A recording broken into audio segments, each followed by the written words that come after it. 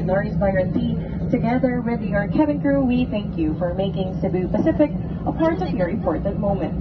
It was truly a pleasure having you all on board, and we do hope to fly you to more fun in the future. Once again, thank you everyone for flying Cebu Pacific. You're welcome. Once again, we ask that you keep your area clean and tidy. Kindly clear your seat pockets for any remaining litter. And please bring this with you as you leave your seats. You may dispose this in the bins near the exits.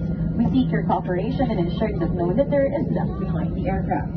Muli po namin pinaalalahan ng lahat ng panauhin na huwag mag-iwan ng mga bagay na nais ninyong ikapon sa loob ng eroplano. Mangyari po lang, Sir Norris Byron T. Together with your cabin crew, we thank you for making Cebu Pacific a part of your important moments. It was truly a pleasure having you all on board, and we do hope to fly you to more fun in the future. Once again, thank you everyone for flying Cebu Pacific. You're welcome.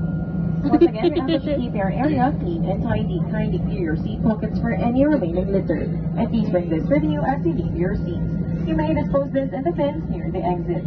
We seek your cooperation in ensuring that no litter is left behind the aircraft. Muli po namin pinaalalahan ng lahat ng panauhin na huwag mag-iwan ng mga bagay na nais ninyong ikapon sa loob ng eroplano. Mangyari po lang